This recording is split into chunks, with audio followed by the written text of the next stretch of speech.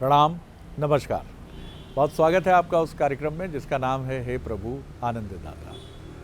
इस कार्यक्रम को लेकर अपने विचार, अपनी रिएक्शंस, अपने जो भी आप इस कार्यक्रम में देखना और सुनना चाहते हैं वो हमें भेजते रहिए। आज भी एक बड़ा हृदय को छू लेने वाला अनुभव हुआ जब एक बुजुर्ग व्यक्ति ने फ़ोन करके कहा कि मैंने जो आपको व्हाट्सएप पर मैसेज भेजा है क्या आपने देखा।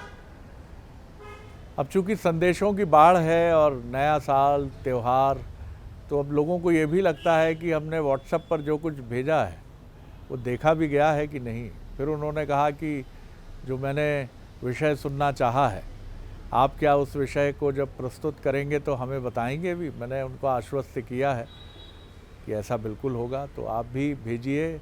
और हम कोशिश भी बराबर करते हैं कि जब वो विषय जो आपने सुझाया है उसके आसपास भी कोई चीज़ हो तो हम उसको कोशिश करते हैं कि विद्वान वक्ता के माध्यम से आप तक पहुंचाएं और आपको सूचित भी करें।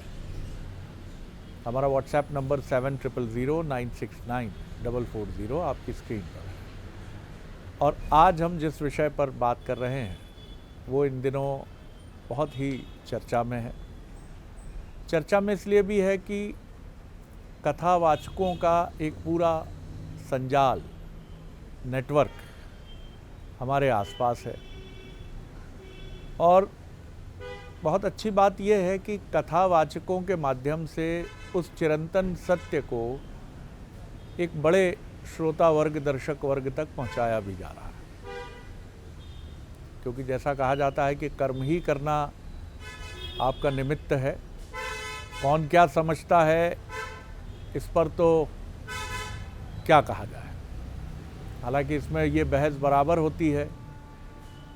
एक विद्वान संत से जब हमने ये प्रश्न किया कि इतने कथावाचक इतने महत्वपूर्ण विषयों पर इतनी चर्चा करते हैं प्रतिदिन, इसके बाद भी समाज का जो स्वभाव और चरित्र है तो क्यों नहीं परिवर्तन होता। उनका उत्तर था कि संत अपने आचरण से संदेश देता है। संत अपनी जिह्वा से संदेश कम देता है, या उसकी प्रभाव शक्ति उसकी जिह्वा से जब वो उच्चारित करता है तो वो उतनी नहीं होती। इसमें भी सहमति असहमति के स्वर हो सकते हैं, लेकिन ये आवश्यक नहीं है कि जो कथावाचक कथा प्रस्तुत करें उनसे हम अपेक्षा रखें कि वो किसी हिमालय की कुटिया में रहें और उस कुटिया में रहते हुए बिल्कुल जीर्ण शीर्ण उनकी काया हो और बिल्कुल रूखे हुए बाल हों, जैसा हम लोगों ने पढ़ा है। आमतौर पर संतत्व को लेकर हमारी एक बड़ी पारंपरिक छवि भी है, और ये छवि कई बार तथाकथित बुद्धिजीवियों को संत समाज से एक वितृष्णा वाले भाव के साथ भी प्रस्तुत कर देती है। लेकिन एक बड़ा वर्ग है जो कथा से अधिक अपनी पीड़ाओं को दूर करने के लिए कथावाचकों के पास आता है। कुछ कथावाचक हैं जो अपने अपनी रीति नीति और दर्शन के अनुसार ऐसा करते भी हैं। लेकिन कथा और व्यथा, क्या कथा का मुख्य उद्देश्य व्यथा को दूर करना है, यानी पीड़ा को दूर करना है? और कथा सुनने से किस तरह की व्यथा दूर हो सकती है, आज हम इस पर केंद्रित रहने की कोशिश करेंगे। हमारे साथ हैं भगवत गीता के अध्येता, मानस मर्मज्ञ प्रोफेसर डॉक्टर सुरेंद्र बिहारी गोस्वामी। प्रणाम कर रहा हूँ गोस्वामी जी, विषय आपके सामने। शरद जी, आप बहुत परत दर परत विषयों का विश्लेषण करते हुए बड़े बारीक से बारीक लेकिन महत्वपूर्ण विषय लेकर आ जाते हैं। और इस माध्यम से हमारे हे प्रभु आनंददाता के श्रोताओं को जो है उनकी जिज्ञासाओं के आधार पर अनंत ज्ञान मिलता है। आज जिस परिवेश में हम आपके साथ बैठकर आनंद से चर्चा कर रहे हैं, तो मुझे तो लग रहा है कि जैसे अपन वास्तव में हिमालय के किसी उपवन में पहुंच गए हों, जहाँ बढ़िया शीतल मंद हवा बह रही हो। आपके इस उपवन में शीतलता ऊपर से बरस रही है जी। तो आज कथा कहने का आनंद ही अलग है। वाह। ध्यान रखिए, कभी अपन ने इस विषय पर एक बड़ी वृहद चर्चा की थी और मैंने तब आपसे कहा था कि हमारे जीवन के व्यथाओं का हरण कथा करती है। कथा कथ्यते ते कथा। कथा एक अनवरत सुनने की प्रक्रिया इसलिए होती है कि जैसे जीवन में आपने अनेकों ने कहानियाँ सुनी होंगी, जी। लेकिन कहानी सुनते समय नवधा रस आपके आसपास विद्यमान हो जाते हैं, क्योंकि वो अनुभूति से उत्पन्न होता है। कहानी सुनाने की शैली में गंभीरता और गूढ़ता होना चाहिए, और अनुभवपूर्ण व्यक्ति अगर कहानी सुनाए तो उसकी रचना क्या कहना है, इसलिए उसके लिए नानी और दादी को सुनिश्चित किया गया है, माँ को सुनिश्चित नहीं किया गया है, क्योंकि माँ अभी युवा है। तो कहानी सुनाने का काम करने का व्यवस्था जो है वो नानी या दादी के जुम्मे छोड़ दिया गया था, क्योंकि उनके साथ अनुभव की परत थी, गंभीरता थी, धीरता थी, उनकी वाणी में जो है एक ओजस्व विद्यमान रहता था जिससे सुनते थे। कथा का प्रारंभ यदि सुनाने के लिए करें तो उसके दो भाग कर देते हैं। पहला प्रकरण आपने कहा था ना कि कथा सुनाने में बहुत सारे लोग का बाहरी आचरण तो उस रूप में होता है कि आपको लगेगा संत जी आ गए हैं, गुरु जी आ गए हैं, लेकिन उनकी वाणी में कथा का वोपन नहीं होता जिससे सुनकर के हमें उसमें रोचकता उत्पन्न हो या तन्मय हो जाए। देखिए, कोई भी कथा यदि आप सुन रहे हैं और आपके जीवन में यदि परिवर्तन ना आए, कोई भी कहानी यदि सुन रहे हैं और आपके जीवन में यदि प्रेरणा प्राप्त नहीं हो, लक्ष्मीबाई की कहानी आपने सुनी, खूब लड़ी मर्दानी, वो तो झांसी वाली रानी थी, तो आपको एक अंदर से एक प्रेरणा आनी चाहिए, आपको लगना चाहिए कि ये क्या रानी थी, क्या उन्होंने किया है। तो ये वृतांत का असर आपके जीवन में होना चाहिए। कथा मूल रूप से करुणा रस में कहनी चाहिए। कथा जब तक करुणा, क्योंकि कथा में सारे रस तो समाहित ही हैं, लेकिन वक्ता को करुणा में डूब करके कथा करनी चाहिए, क्योंकि करुणा ही आपके अंतर चित्त को द्रवित करने में सक्षम होती है। जब तक आपका चित्त द्रवित नहीं होगा, अब चित्त में तो चित्र बना हुआ है ना संसार का, माया का, मोह का, जैसे रोज पाला पड़ना है आपको, तो वो बने ही हुए हैं, तो द्रवित होने से सबसे पहले वो तिरोहित हो जाएंगे और एक नया चित्र उसमें बन जाएगा। तो जब वो नया चित्र बन जाएगा तो आपके जीवन में आनंद की अनुभूति होने लगेगी। यदि आपके जीवन में आनंद की अनुभूति भी हो रही है तो कथा सब सफल हो गई है। ध्यान रखिए, कथा प्रत्यक्षता कुछ भी फल आपको नहीं देती। सिर्फ आनंद या गहरी पीड़ा का भी प्रकटीकरण हो जाता आनंद तब होता है है जब उसमें पीड़ा सुखद हो जाती है। हाँ, पीड़ा सुखद हो जाती है। बहुत सुंदर बात है। वहाँ सुख दुख एक घाट पर बैठे हुए होते हैं और आपको उस पीड़ा रस में, आप ध्यान रखिए, विरही हैं गोपिकाएं, लेकिन उनके विरह की पीड़ा ही उनके आनंद का कारण है कि वो सोचती हैं आहा ये पीड़ा कितनी अच्छी है। वो दर्शन करने नहीं जा रही हैं कृष्ण की, उस विरह का। शबरी विरही है, मीरा विरही है, लेकिन उसके जीवन में आनंद है, परमानंद है। ये कथा की एक विशेषता होती है। तो कथा की प्रक्रिया को इसलिए सावधान करते हैं कथा सुनने में, चूंकि करुणामयी कथा सुन रहे हैं आप, वाणी में करुणा विद्यमान है ताकि आप द्रवित हो सकें। रस तो सभी उसमें समाहित हैं, लेकिन करुणा मूल रूप से विद्यमान है, तो आप उनकी वाणी से निकलने वाले ओज से आपका हृदय जो है जे श्रद्धा संबल रहित, और नहीं संतन को साथ, और तिनको मानस अगम अति जिन्हें न प्रिय रघुनाथ। अब आप देखिए इसमें कितनी बात है कि क्या तेरे तुम्हारे अंतर चित्त में श्रद्धा आई, तो श्रद्धा ऐसा थोड़ी चलो श्रद्धा ले आए, कथा सुनने बैठे हैं तो श्रद्धा कैसे आएगी। जैसे ही द्रवित हो गए, सात्विक श्रद्धा धेनु सुहाई, और जे हरि कृपा हृदय बस जाई, एकदम हृदय निर्बल हो जाएगा, आप भूल जाएंगे, आप स्थान का भ्रम भूल जाएंगे, आपको आसन का कष्ट खत्म हो जाएगा, आप एकदम ध्यानस्थ हो जाएंगे। तब परमात्मा के सुन की जो लीलाओं के चिंतन है, जो घटना है, जो अघट घट घट रही है, जो व्यवस्थाएं हैं, जो रस हैं, उसको आप प्रत्यक्ष देखकर अनुभूति करने लगेंगे। तो नहीं संतन को साथ, संत यहाँ महत्वपूर्ण है, क्योंकि वो आपके चित्त में श्रद्धा का प्रादुर्भाव करने के लिए है। और दिनकर मानस अगमति, मानस को यहाँ खाली रामचरित मानस में मत देखिए, मन कस अस जस मानस, मान सरोवर रूपी हृदय में जब तक आपको आत्मा राम की अनुभूति ना हो, राम मीन्स आत्मा राम, क्या आपने छुआ, क्या आपको महसूस हुआ कि अब आपकी इंद्रियां, आपका शरीर, आपका मन सब विलुप्त हो गया है और आप शून्यता में अपने आप से मिल रहे हैं, आपकी मुलाकात हो रही, खुद से भेंट हो रही है खुद की, तो आप कथा सुन रहे हैं। तो कथा को इस ध्यान रखे, चूँकि कथा की उत्पत्ति कहाँ हुई। अब आप ध्यान रखिए, हमारे तो वेदों में इस चीज़ का बड़ा बृहत वर्णन है, फिर भी आप इस तथ्य से परिचित हो लें कि लगभग 4 अरब श्लोक हैं वेदों के। वेद पुराण के जो श्लोक हैं वो 4 अरब हैं, 400 कोटि, और बल्कि कुछ लोग तो इसको 100 कोटि मानते हैं, 100 करोड़ हैं। अब इतने श्लोकों को क्या मनुष्य एक जीवन में सुन समझ या पढ़ सकता था? क्या सहजता से जान सकता था? जब परमात्मा ने ये देखा तो प्रत्येक द्वापर में परमात्मा स्वयं व्यास बनकर आते हैं। प्रत्येक द्वापर में व्यास के रूप में अवतरण लेते हैं और वो 1000 करोड़ श्लोकों को महज 4 लाख श्लोकों में बांट देते हैं और उसको भी 18 भागों में बांटकर 18 पुराण बनाए गए हैं, जिनमें ये कथाएं हैं। अलग अलग प्रसंगों को ले लिया है, उनमें जो कहा गया है वो संक्षेप में कहा गया है, विस्तार में नहीं है, समाधि भाषा में कहा गया है। तो वक्ता के पास ये बड़ी व्यवस्था है कि उन सूत्रों से संबंधित सूत्रों को जोड़ करके वो इतने 4 लाख है, 18 पुराण हैं, इस पुराण से इस पुराण से इधर से उधर से वो तमाम प्रकार के सूत्रों को लेकर सहजता से आपको अमृत पान कराया, कथा अमृत का। तो जब व्यास जी ने ये अलौकिक कार्य कर दिया कि महज 4 लाख श्लोकों में उसको भी 18 पुराणों में विभक्त करके जब प्रकाट कर लिया, ध्यान रखिएगा वेद पुराण एक साथ कहे गए, लेकिन पुराण पंचम वेद माना गया है। छांदोग्य में 7, 1, 12 इसमें बड़ा स्पष्ट लिखा गया है कि पुराणा पंचम वेद, पुराण पंचम वेद है, 5वां वेद। तो 4 वेद का सार पुराणों में है। तो पुराणगत जो व्यक्ति जानकार होता है वो कहीं वेद से अधिक भी हो जाता है।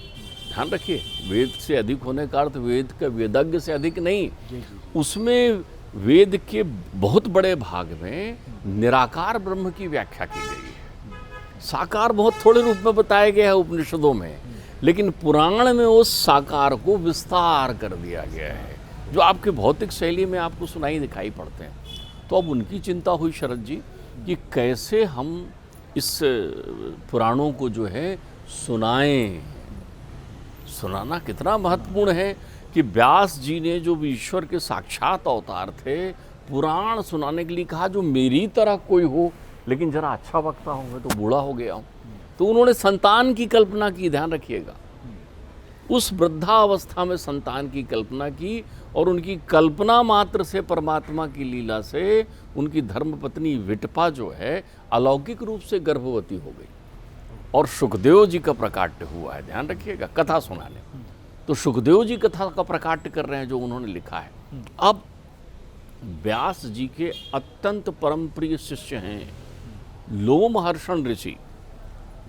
लोमहर्षण अत्यंत प्रिय शिष्य हैं। देखिए, इन सब लोगों ने, मैंने कहा ना कि लीके लीके सब चले, लीके चले कपूत और लीक छाड़ तीनों चले शायर सिंह सपूत। इनके यहाँ सपूत हुए हैं।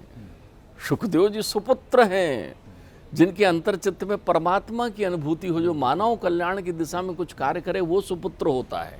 जो अपने स्वकल्याण के लिए करे वो नहीं, लोक हित में बनाया है। तो लोमहर्षण जी के भी एक सुपुत्र हैं उग्रश्रवा जी, जिनको आप सूत जी के रूप में जानते हैं। हर कथा के सूत्रधार हैं सूत जी। नैमिषारण्य पहुंच रहे हैं, ऋषि मुनि सब इकट्ठा होकर। ध्यान रखिए, जब स्वयंभू मनवंतर में महाराज पृथु का काल आया तो पृथु ने ये देखा कि कथा की कितनी महत्ता है, पुराणों की कितनी महत्ता है, ये तो जीवंत घटनाएं हैं, इतिहास हैं। तो कैसे लोग सुने? तो उन्होंने 2 स्वरूप उनके निश्चित किए। छंद में सुनाने के लिए मागध लोगों को ये दायित्व दिया और मगध देश उनको दे दिया, जाओ। और प्रवचन में सुनाने के लिए सूत का उपयोग किया और सूत जी के लिए एक सूत देश दे दिया। उनका काम ही है कि जो कुछ ब्रह्मा से सुन करके व्यास जी ने सुना, व्यास जी ने जो कुछ लोमहर्षण जी को सुनाया, लोमहर्षण जी ने जो कुछ अपने पुत्रों को सुनाया, उनमें उग्रश्रवा पुत्र श्रेष्ठतम निकले, जिन्होंने इस कथा का प्रारंभ किया है। अब कथा आ गई संसार में, तो कथा श्रवण करते समय हम आडंबरों पर ध्यान ज़्यादा दे देते हैं। आप देखना, किसी क्या छोटी बात करते हैं, किसी क्या सत्यनारायण की कथा हो रही हो, अब पंडित जी श्लोक पढ़ रहे हैं, उसी बीच घर की गृहिणी तुरंत बोलेगी, अरे वो केला तो लाए नहीं, वो प्रसाद तो लाए नहीं। अब उनका ध्यान इसी में लगा है कि मैंने ये सब अब रखें कि नहीं रखें। द्वैत त्यागना होता है।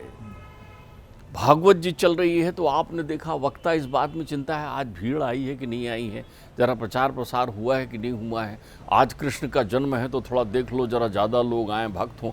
आपका ध्यान वहाँ है। आज आपके मानस पटल पर परमात्मा कृष्ण का प्रकाट होना है, आप तो डूब जाइए। सुखदेव जी तो समाधिस्थ हो गए थे, ध्यानस्थ हो गए थे। एक वक्ता एक श्रोता, बैठे करोड़ों हैं, 33 कोटि देवता आए थे वहां सुनने के लिए। कौन ऋषि वहां विद्यमान नहीं था? स्वयं वेद व्यास जी बैठे थे, सप्त ऋषि वहां विद्यमान। मैं भी कई बार ऐसी कथाओं में डॉक्टर साहब ऐसे दृश्य देखता हूँ कि कोई वृद्ध महिला या कोई वृद्ध पुरुष किसी कोने में, उनको बहुत दूर जगह मिली है, शारीरिक दृष्टि से भी निरुपाय हैं, भीड़ को चीर कर सबसे आगे गुरुजी के समक्ष या कथावाचक के समक्ष नहीं बैठ सकते हैं, किसी एलईडी स्क्रीन के पास ही बैठ गए हैं। लेकिन वहाँ भी जब मैं देखता हूँ कि बाकी कथावाचक जो कथा कह रहे हैं सब सुन रहे हैं, लेकिन आँखों में आंसू और जो भक्ति का जो तारतम्य है वो उन्हीं 2, 3, 4, 5 लोगों में दिखता है। क्या बात है! यही करुणामय कथा सुनने की व्यवस्था है कि क्या आप भूल गए संसार को, क्या आप विरक्त हो गए संसार से। ध्यान रखिएगा, संसार की विषयों से तप्त होकर संसारी लोगों के द्वारा मृत्यु को प्राप्त किया हुआ व्यक्ति धुंधकारी प्रेत बना हुआ है। भागवत जी की कथा, धुंधकारी प्रेत बन गया है। 5 विषयों ने गला घोटकर मार दिया है उसे जी। 5 विषय थे, वही वेश्याएं हो गई और उन्होंने उनका वध कर दिया है, उसको मुक्ति नहीं मिली है। अब ध्यान रखिए, महात्मा गोकर्ण आए तो वो प्रकट होकर कह रहा है, भैया मुझे भूख तो लगती है लेकिन मैं खा नहीं सकता, मुझे प्यास तो लगती है लेकिन मैं तृप्त नहीं हो पाता, पानी नहीं पी सकता, मैं भटक रहा हूँ बीच में कहीं, मेरी आत्मा जो है अतृप्त है, मुझे तृप्त करिए, मुक्त करिए मुझे। तो जब वो कथा सुनाने बैठ रहे हैं वहाँ पर तुंगभद्रा नदी के किनारे, तो जब वो कथा कराने पे सुनने बैठे हैं तो वहाँ पर देखिए एकाग्र भाव से, वो तो उसमें 4 तत्व हैं, धरती तत्व है नहीं, स्पर्श है नहीं, उसके पास गंध है नहीं, तो वो क्या करे, लहराता हुआ एक बांस के बीच का जो गेप होता है 2 गांठों के बीच में, वहाँ जगह मिली, वो हवा वहाँ घुस गई। अब बैठ गया वहाँ कथा सुनने, न भूख न प्यास न ध्यान न कुछ, एकदम तन्मय हो गया। तो कथा ने उसके जीवन की व्यथा हटाई। कथा समाप्त होते ही उसकी आत्मा मुक्त होकर दिव्यता को प्राप्त कर गई। गांव के लोग नहीं तरे, गांव के लोग नहीं तरे जो बैठकर सुन रहे थे। तब वहाँ गोकर्ण जी इस सत्य को कहते हैं कि आप अपने साथ तो संसार लेकर आए थे ना, वक्ता में भी संसार नहीं होना चाहिए, श्रोता में भी संसार नहीं होना चाहिए। लेकिन आप कहें कि चलो संसार को छोड़ा है, ऐसा नहीं। आपको केवल इतना उपक्रम करना चाहिए अंतर्चित्त में कि आज हम उस अतीत को सुन रहे हैं जहाँ से हम आए हैं, हम उस भविष्य के बारे में सुन रहे हैं जो संसार में होना है, हम उस काल के मापदंड को सुन रहे हैं। तभी तो कहते हैं, बाबा कहते हैं, राम कथा सुरधेनु सम। कामधेनु का जो है, कामधेनु है, कामधेनु आप समझ रहे हैं ना, वशिष्ठ के आश्रम में विश्वामित्र को पराजित करने की क्षमता रखने वाली नंदिनी, राम कथा सुरधेनु सम। और सेवत सब सुखदानी, उनकी सेवा करिए, उस कथा में ध्यान लगाई, सब कुछ मिल जाएगा, सब काजा, सब काजा, प्रवेशी नगर कीजे सब काजा, तो सेवत सब सुखदानी। तो उन्होंने कहा, साहब अब राम कथा सुरधेनु है तो स्वर्ग लोक में मिलेगी, तो कहाँ से हम जब मरेंगे तब हमको सुरधेनु मिलेगी? वो कहते हैं नहीं, सत समाज सुरलोक सम।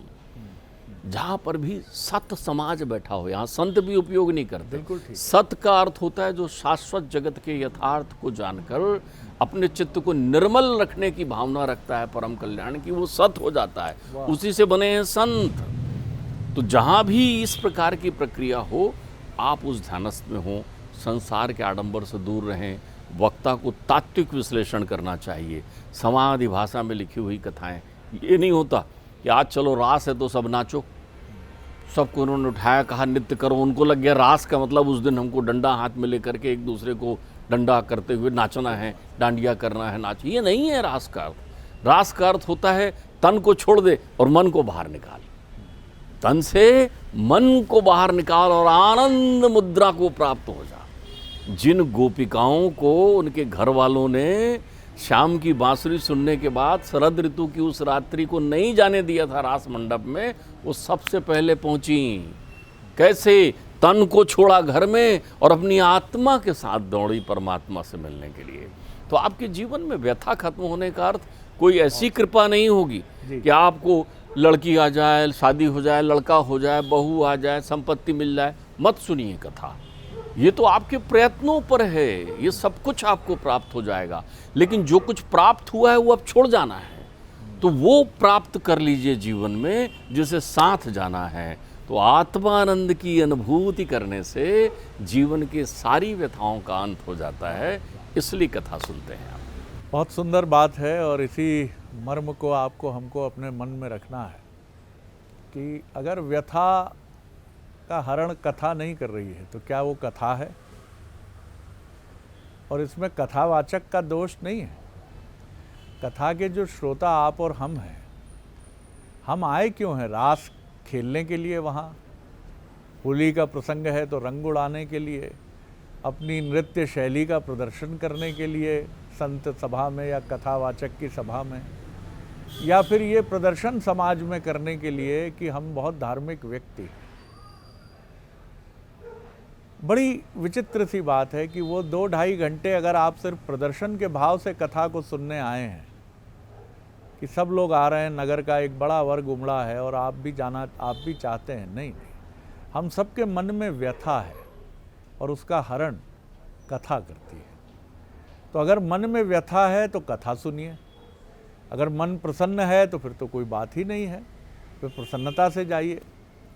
और कथावाचकों का दायित्व है, ऐसा कहूँ कि ना कहूँ, लेकिन ये भी सही है कि कथा आज के दौर में प्रसंग ये भी बन गया है उसका कि वो कहीं ना कहीं एक विराट फलक पर एक प्रस्तुति करती हुई जान पड़ती है। एमएलए साहब आते हैं, बड़े बड़े राजनेता आते हैं, अधिकारी आते हैं, जज आते हैं, आएंगे, लेकिन दूर बैठा सामान्य जन, जैसा हमने जिक्र भी किया कि एक वृद्ध आए हैं, अब उनको लग रहा है कि ये जो पुष्प की माला कथावाचक महोदय ने एमएलए साहब या एसपी साहब के गले में डाली है, मुझे तो सिर्फ ये छू लेते अपने तेजस्वी चेहरे के साथ तो मैं धन्य हो जाता।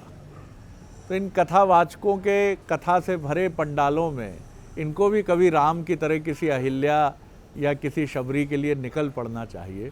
और सबसे दूर बैठा हजारों की भीड़ में कोई कमज़ोर व्यक्ति है जो मन से सुनने आया है। इतने अनुचरों की फौज है आप लोगों के पास, पहचान लीजिए किसी को और उसके पास जब आप पहुंचेंगे, क्योंकि मुझे लगता है कि कथा श्रवण का जो लाभ श्रोताओं को मिलता है, तो अगर कुछ श्रोता उस कथा से तरते हैं तो उसका लाभ कथावाचक को भी मिलता है। तो कथावाचक के लिए भी ये बहुत महत्वपूर्ण है कि उसकी कथा कितने लोगों के लिए मर्म स्पर्शी, हृदय स्पर्शी बनी और क्या वो उन लोगों तक जा रहा है। नहीं तो दूर बैठे हजारों श्रोता यही मानते हैं कि अगर हमें इनके नज़दीक पहुंचना है तो हमें किसी वीआईपी या गणमान्य की सूची में तो अवश्य आना पड़ेगा। नहीं तो देखिए ये कितने प्रसन्न चेहरे से ये धनाढ्य व्यक्ति आरती के लिए आमंत्रित हैं, ये व्यक्ति किस लिए आमंत्रित हैं। काश हमको भी बुलाते, हमारे पास टूटी हवाई चप्पल है, फटे कपड़े हैं, सर्दी में कुछ तन ढकने के लिए भी नहीं है, तो हमारे लिए क्या हिकारत और उपेक्षा ही है। जबकि शायद सबसे उपयुक्त श्रोता और सबसे मन से सुनने वाला श्रोता वही है। बहुत आनंद आया गोस्वामी जी। अगले एपिसोड में एक और विषय लेकर उपस्थित होंगे। प्रणाम, नमस्कार।